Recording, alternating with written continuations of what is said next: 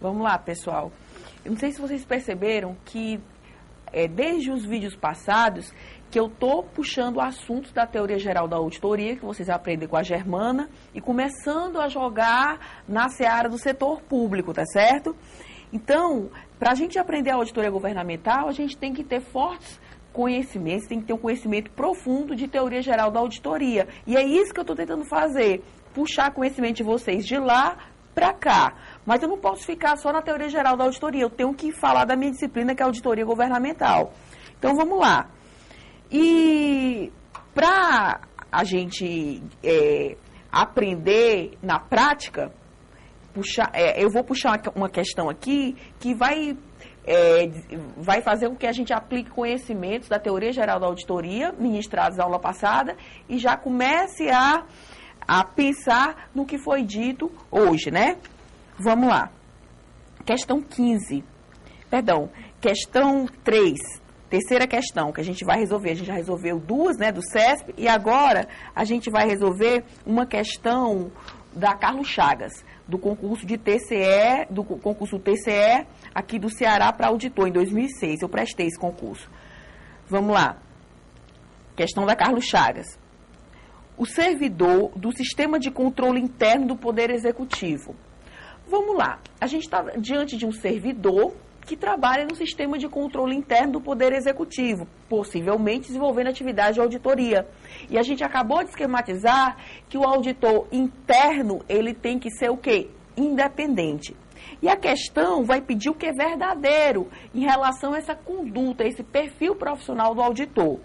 No caso interno, porque a questão no cabeçalho fala o servidor do Sistema de Controle Interno do Poder Executivo, seja ele qual for. O que seria verdadeiro em relação a isso aí? Será que esse servidor não é obrigado a guardar a confidencialidade das informações obtidas? Falso. Se esse auditor morrer e for fazer uma auditoria no céu, ainda assim ele tem que guardar sigilo do que ele tiver descoberto aqui na terra. Esse auditor, sigilo é até morrer e vai para depois da morte, tá certo?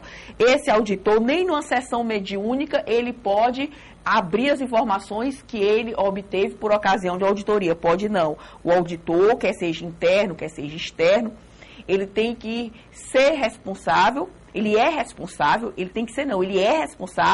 pela guarda e sigilo das informações que ele obtém durante os seus serviços, né? E essa questão é muito boa porque a pessoa normalmente acha que é só o auditor externo que tem que guardar sigilo das informações. Ora, o externo ele tem que guardar sigilo, o interno também tem que guardar sigilo. Por quê? Porque a criatura está lá no dia a dia da entidade. Tem que ser uma pessoa que tem uma conduta discreta, tem que ser uma pessoa extremamente responsável e guardar a confidencialidade das informações que obtém. Verdadeira, falsa, letra A, né? Falsa. Ó, o cabeçalho, o servidor do Sistema de Controle Interno do Poder Executivo não é obrigado a guardar confidencialidade das informações obtidas? Falso. Ele é obrigado. Ele é responsável por guarda e sigilo das informações que obtém. Falsa, letra A. Letra B. Deve atuar em auditorias, mesmo que haja conflitos de interesses que possam influenciar a imparcialidade do seu trabalho. Falso. A gente viu que esse auditor externo, ele tem que zelar por sua autonomia. Como é que ele vai ser auditor interno? Como é que ele vai auditar uma entidade em que, digamos assim, pense numa hipótese que infelizmente não é absurda não, que acolá ela acontece na prática. Como é que o auditor ele vai auditar uma entidade em que o dirigente máximo é seu cônjuge? Não dá, não rola desse jeito. Falsa, letra B. Então, vou ler corrigindo a letra B. O auditor interno, ele não deve atuar em auditorias, auditor nenhum, nem interno, muito menos externo. Esse auditor que trabalha no Sistema de Controle Interno do Poder Executivo não deve atuar em auditorias quando houver conflitos de interesses que possam influenciar a imparcialidade do seu trabalho. Não pode, o auditor tem que ser uma criatura imparcial. C.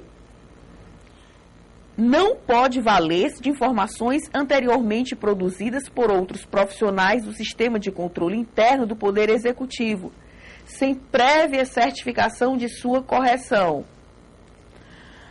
Pessoal, essa letra C ela é falsa. Porque eu não sei se eu falei para vocês na aula passada, eu tenho a impressão que sim, eu checo já no intervalo, que o sistema de controle interno do Poder Executivo, ele tem seu banco de dados. Ele tem seu banco de dados para orientar até o planejamento de auditorias posteriores. Então, o auditor que trabalha no sistema de controle interno do Poder Executivo pode valer-se, a depender do tipo de informação, ele pode valer-se de informações anteriormente produzidas por outros profissionais do sistema de controle interno do Poder Executivo, desde que essas informações estejam alimentadas no banco de dados.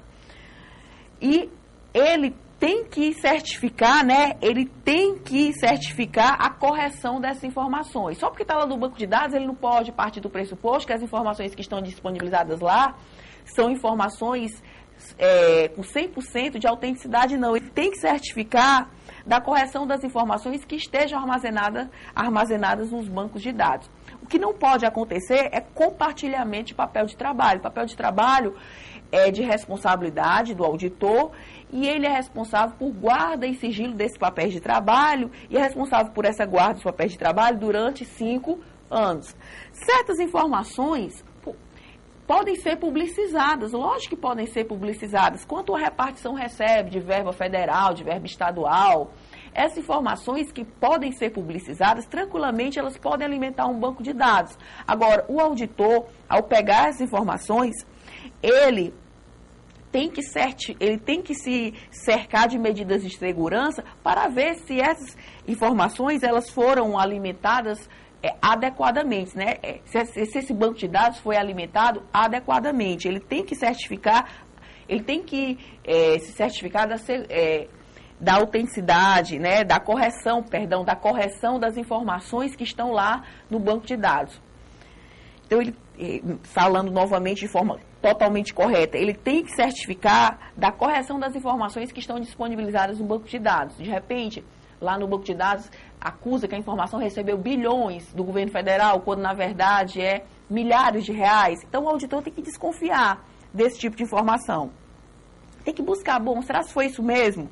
Tem que agir com prudência. Prudência até um princípio contábil. Errada a letra C, fere totalmente a teoria da prudência. Letra D. Esse auditor, ele deve possuir, em virtude de sua atuação multidisciplinar, conhecimentos contábeis e econômicos para o adequado cumprimento do objetivo do trabalho verdadeiro. Ana Paula, mas ele não pode ter só conhecimentos contábeis e econômicos, tem que ter conhecimentos jurídicos, administrativos, mas a questão não está dizendo que ele tem que ter só conhecimento de contabilidade e de economia, não. Verdadeiro. O pouco que está dizendo não está dizendo besteira, está verdadeiro. A questão poderia estar mais correta, mas o pouco que diz não diz besteira. Olha só, esse auditor, de fato, ele deve possuir, em virtude de sua atuação multidisciplinar, ele deve possuir conhecimentos contábeis e econômicos para o adequado cumprimento do objetivo do trabalho, verdadeiro. Ele não deve ter só esses conhecimentos, deve ter outros conhecimentos, mas o pouco que diz não diz besteira. Verdadeira a letra D. E a letra E. Deve privilegiar, em situações de conflito, o seu conhecimento profissional, mesmo que em detrimento da cortesia e da urbanidade no trato com superiores e subordinados. Vamos imaginar que o auditor esteja auditando a entidade e ele percebe correções. Aí ele percebe correções porque ele é uma pessoa que tem uma expertise muito grande, o cara tem um conhecimento, mas é um cara que no trato pessoal é um cara extremamente bruto, grosso, ele não age com cortesia, ele não é urbano, ele não adota medidas de urbanidade no trato com os colegas. Falso, né, pessoal? Essa criatura, além de ter conhecimento, ele tem que agir com urbanidade, com cortesia. Ele é um servidor público.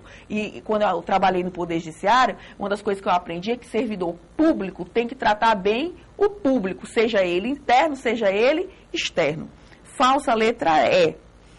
Porque tudo bem que o cara tem conhecimento, mas é um bruto, é um cavalo, sem chance, né? Com todo respeito ao bicho. Não rola desse jeito. Falsa letra E. Então, nessa questão 3, ele quer o que é verdadeiro, é a letra D. Eu vou ler o cabeçalho e ler imediatamente a letra D para a gente fotografar coisas corretas. o servidor do sistema de controle interno do Poder Executivo deve possuir, em virtude de sua atuação multidisciplinar, de sua atuação interdisciplinar, conhecimentos contábeis, econômicos, jurídicos, administrativos, a depender da situação até de engenharia, porque existe a auditoria de obras públicas, normalmente é o engenheiro que faz isso, para o adequado cumprimento do objetivo do trabalho. Verdadeiríssima letra D. Pessoal, olha só. Então, vamos agora para o quadro, tá certo?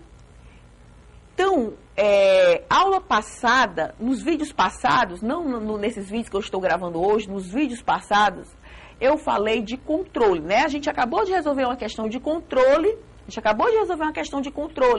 para eu esquematizar, fazer um roteiro que eu acho bem bonzinho para vocês, que de certa forma linka também o que a gente já viu nos vídeos passados. O controle pode ser externo como pode ser interno. O controle interno, a Constituição disciplina em seu artigo 74, está a cargo, né, dos vários órgãos, dos vários poderes. Quem gasta, gerencia, administra bens, dinheiros ou valores públicos tem o dever de bem gerenciar e prestar contas desses recursos. E a gente acabou de resolver uma questão que envolve, né, sistema de controle interno. A gente resolveu uma questão que o servidor, ele trabalha, né, no sistema de controle interno do Poder Executivo. Agora, olha só, eu quero esquematizar para vocês o controle externo. O controle externo, ele é titularizado pelo Poder Legislativo. Em nível de governo federal, ele está a cargo do Congresso Nacional.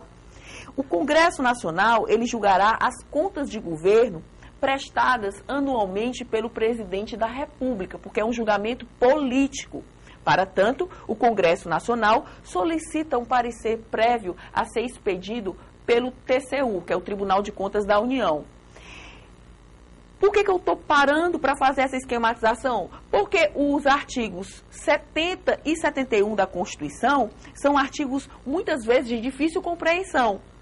Porque você fica confuso. Sim, que história é essa? O Tribunal de Contas, ele dá um parecer prévio, mas lá no 71, incisos, vai dizer que ele julga? Eu não estou entendendo. Como é que o Tribunal de Contas auxilia o Poder Legislativo e julga? Então, vamos botar os pingos nos is, tá certo? O controle externo, ele é titularizado pelo Poder Legislativo. No caso da União, pelo Congresso Nacional, né? O Congresso Nacional vai julgar as contas de governo prestadas anualmente pelo presidente da República. Para tanto, o Congresso Nacional requesta um parecer prévio a ser expedido pelo TCU.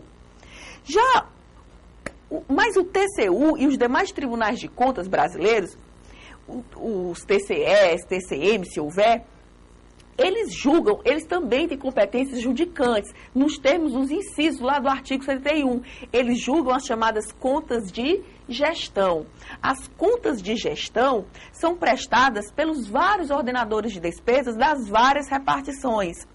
Então, pessoal, é muito interessante a gente saber exatamente a diferença de contas de governo para contas de gestão, porque as contas de governo são as contas prestadas anualmente pelo presidente, ou pelo governador, ou pelo prefeito. Quem é que vai julgar as contas de governo? O Poder Legislativo. O Poder Legislativo.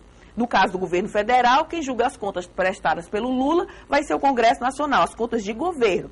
Já as contas de gestão, que são dos demais, são os chamados ordenadores de despesas, quem julga esse troço é o próprio Tribunal de Contas. Ana Paula, eu já ouvi dizer que o Tribunal de Contas da União julga conta de ordenador de despesa estadual. Isso é possível? É. Para você ver a competência do Tribunal de Contas, você tem que analisar a origem da verba. Se a verba for federal, quem é que julga as contas de gestão? O TCU. Se a verba for estadual, o TCE. E se a verba for municipal, o TCE ou o TCM. Se houver TCM, vai ser o TCM. Se não, é o próprio TCE.